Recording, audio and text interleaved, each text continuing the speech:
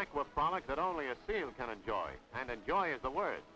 They're really having fun, because if there's anything a seal likes besides going fishing, it's a chance to show off. Just give them an audience, a chance to perform, and some applause, and no hurdle is too high to stop them. Nobody ever trained a porpoise, but judging by their ability to stand on their tails, they have possibilities.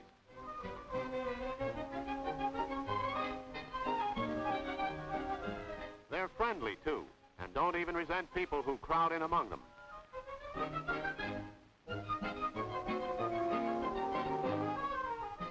It's plain to see why saltwater fishermen hate to see porpoises appear.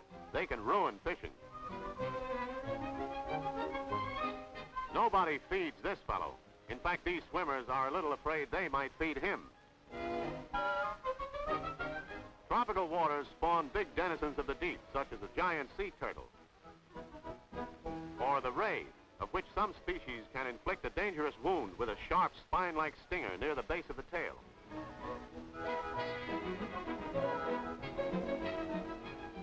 Here's something even fish can't do. A basketball game underwater. And it's a breathlessly exciting game, especially in a struggle for the ball, because the player who runs out of breath runs out of luck. She scored that one. Now the ball is in play again, and while they can't bounce a dribble, they can float one. And there's another basket. Her side wins. Anything can happen in Wakulla Springs, Florida, where the water is so clear the movie cameraman is forever thinking up new stunts. This time, it's a turkey dinner on the bottom of the lake. But you haven't seen anything yet. This time, the cameraman asks you to believe too much, a sort of pipe dream. And after an underwater banquet, it's time for a little fresh air.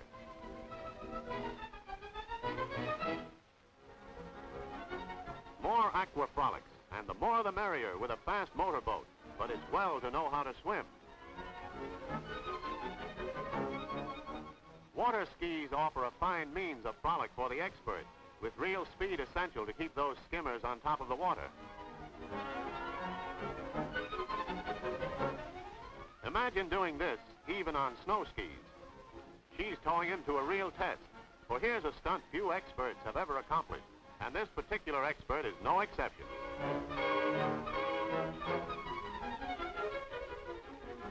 But one man's defeat is another man's victory. Watch him.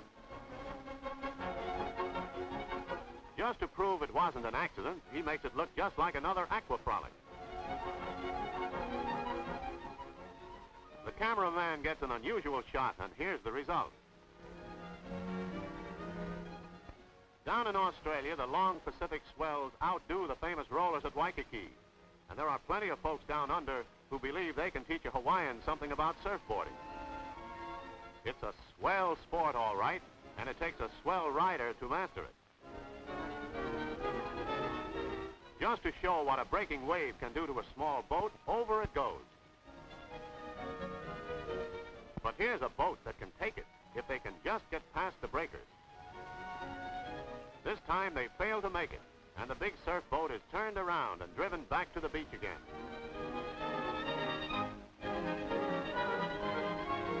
Another try.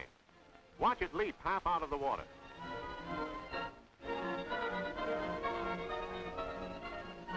They are winning this time, and now in green water they're safe. That's the trick.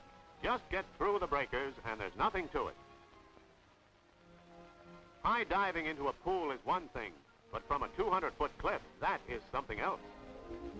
These Mexican swimmers would think nothing of doing a swan dive where angels would fear to fly. The slightest miscalculation, and he'd have his last headache.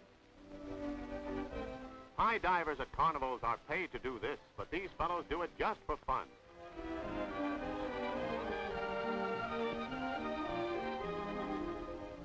Now in California, the sport is somewhat less rugged in the typical outdoor swimming pool.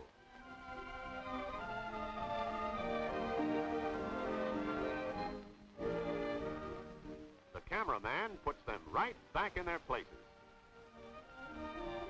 Here's a twin dive from the high board. Perfect. Beginning with a handstand, here is one for champions only. Now, perfect form, any way you watch this dive. Just to show her that perfect form isn't necessarily feminine, how's this? A little camera magic reverses everything. He starts off with a prayer, and no wonder. Going back, he puts a few flourishes on it. These fellows look as though they spend all their time in low dives, even if they do come from high places. The payoff is the beautiful Swan Dive. Only this time, the swan must have been shot on the wing. Aqua Frolics in the rapid river in Maine attract the daredevils. Thrilling test of skill in fast water, and it's a master of the sport who gets through some of the rapids without disaster.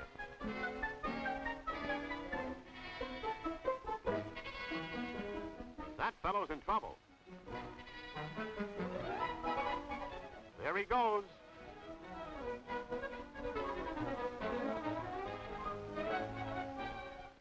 It's wicked water in this part of the river, and few have ever gone through it right side up. The river always seems to win this game.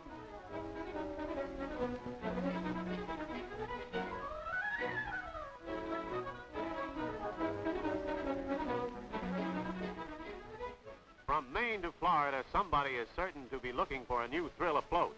And the battle of the toboggans behind a speeding motorboat is a novel variation of aquaplaning. The idea is to upset the other crowd. They almost succeed. There they go, and that's what's known as the Battle of the Toboggans.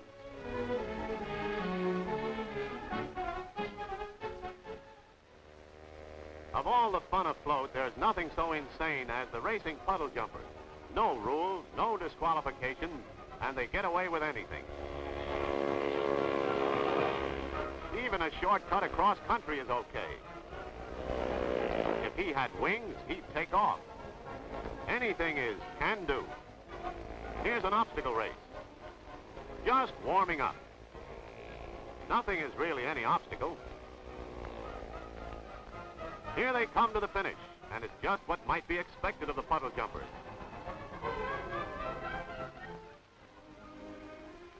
Of all the thrills, dangers, and even the harmless fun of sports and recreation afloat, some are of foreign origin, some were adapted and perfected in America. But one water spectacle is entirely American in conception and development. It's the water ballet, calling for skill in swimming and all the grace and rhythm of the dance. Like perfectly coordinated machines, they move to the stage in the center of a lake. Here, to the accompaniment of music, the water ballet begins. It's a spectacle of rhythmic grace in the presentation of pictures suggested by the evolution of definite patterns on the surface of the water. A living flower and a fitting finale to Aqua Frolics.